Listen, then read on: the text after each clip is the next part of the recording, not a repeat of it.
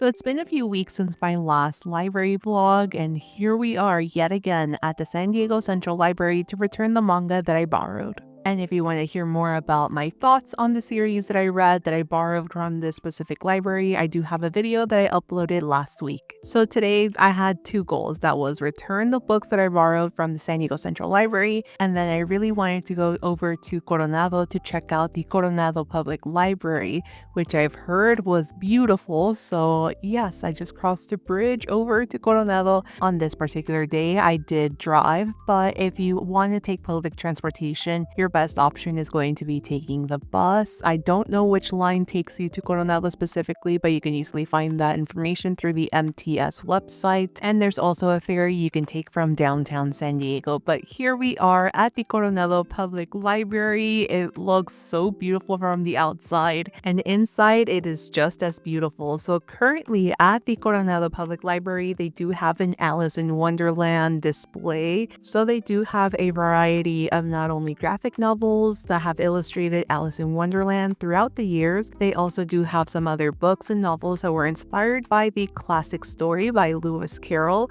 This display was really cool to see in person. But now let's get to the manga, since I know that's why a lot of you follow me. So right around the corner from the Alice in Wonderland display is the teen section, where they have a whole wall dedicated to manga. Like, this is quite a big selection. Like, I'm stepping as far back as I possibly can. All of that you're seeing on screen, that's all the manga suitable for a teenage audience. And I will be honest, I feel like it was pretty well balanced in terms of demographics and genres represented. Obviously, shonen will always be pretty easily accessible because comics have always been marketed towards a male demographic, so young teenage boys and men.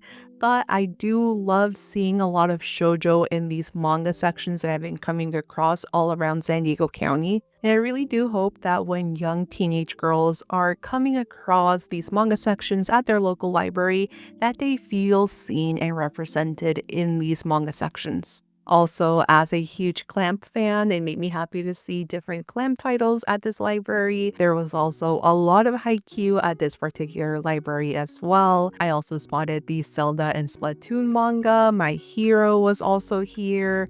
I also did find, of course, the Apothecary Diaries. You guys know that I love that series. One of my favorite library reads of this year was Our Dreams at Dusk, and they have volumes 1 through 4, so the entire series available at the Coronado Library. We got some more shonen, Naruto, Bleach, but also Kitchen Princess. That's an old school shoujo series that I still really want to read. Another series I really want to read is After School Nightmare, and they did have, I believe, all the volumes. I need to double check that, but I really want to read that one. So I did come across quite a few older shoujo titles. I would like to see some of the newer titles like Tamon's B-Side and Otaku Vampire's Love Bite hopefully be added here. But that wasn't all the manga that I spotted at the teen library section, because in this smaller bookshelf, you had a lot of One Piece, JoJo's Bizarre Adventure, as well as some newer titles. And then I went exploring throughout the library to see if I could spot the adult graphic novel and manga section. I know I could always ask where these sections are, but I really like exploring libraries on my own. I mean, that's how I spotted this ginormous wall of DVDs and Blu-rays. So if you're a fan of movies or TV series, this is your library.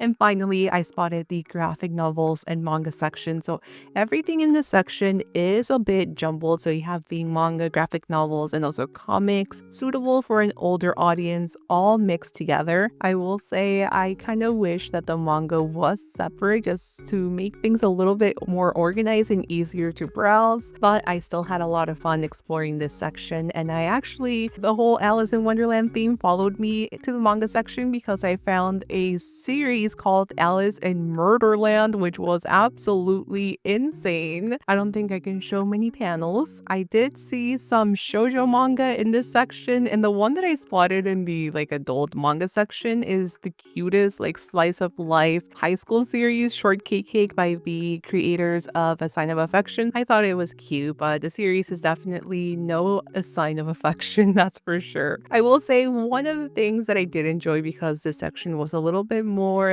jumbled, was the fact that I was exposed to some pretty cool cool looking graphic novels, which I tend to ignore if I'm going to a bookstore. And I will say I picked this one out because of that green shade. That is a typical Laura green.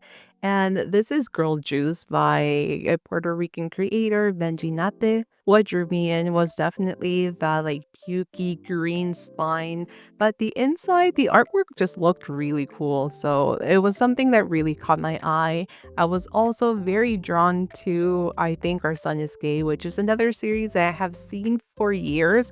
I just never picked it up. I know I've been mentioning this in recent videos, including the I Regret Collecting Manga video that I posted a few weeks ago, but my favorite thing about coming to the library to discover manga specifically is that I have a newfound sense of freedom when it comes to what I'm reading. Since I don't have to actually buy the series, I can just check out anything, like literally, even genres that I typically am not attracted to, like horror.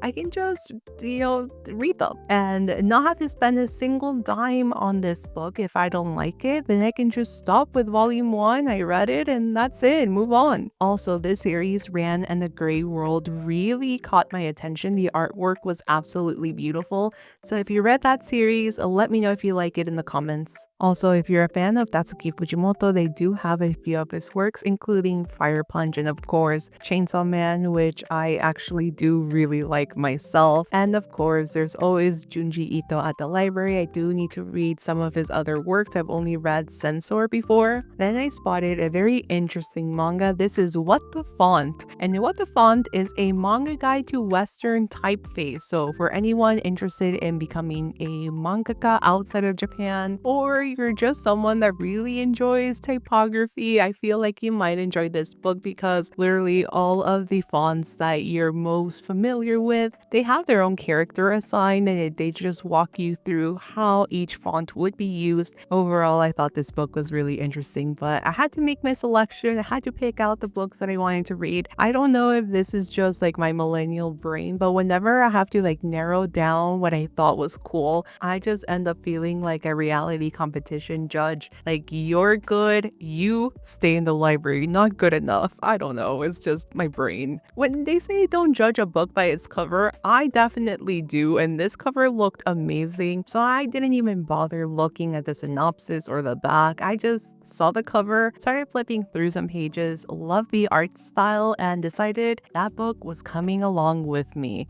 So I made my selection. Now I needed to find a cozy place to read at the library. So we have a view of the back side of the library. Then view number 2 was this field. I believe they were playing petanque, or at least it looked like petanque to me. The library was actually quite busy, so I went back to the original spot that I shared and I just sat there. But first I needed to add my brand new library card because yes, this is a different library system. And I added it to my little keychain, and then I just sat down and started reading I Think Our Son is Gay, which is absolutely adorable. I definitely do want to talk about the series a little bit more. I think I'll be making a video similar to the one that I made last week, just talking through the series that I checked out from the library and letting you know my thoughts and whether or not you should also pick them out at your local library. Then I got a little bit hungry, so I decided to check out the books that I wanted to take back home. I don't know why I find the process of scanning each book that I want to check out just very satisfying. It's weird. And you know what? I also enjoy the fact that as you were checking out the books, they also give you recommended books that you can go back and like find at the library, which was really cool to see. In this library trip, I ended up checking out a total of 5 books. We got basically 4 manga series and then 1 graphic novel. And yeah, this is what I ended up taking home. So let me go through everything. We have Girl Juice. So this is a graphic novel by a Puerto Rican comic artist. This is best suited for older teens and adults. Then we got Secondhand Love, which is a manga series, which I really enjoyed. Then we got volumes 1 through 3 of I Think Our Son is Gay. I definitely need to find volumes 4 and 5 because I absolutely loved it. And that's it. I actually read all 5 books already. So I will definitely try to film a video just going through my thoughts very soon. Thank you all so much for watching. Subscribe if you're new, and I'll catch you later on my next video. Bye bye!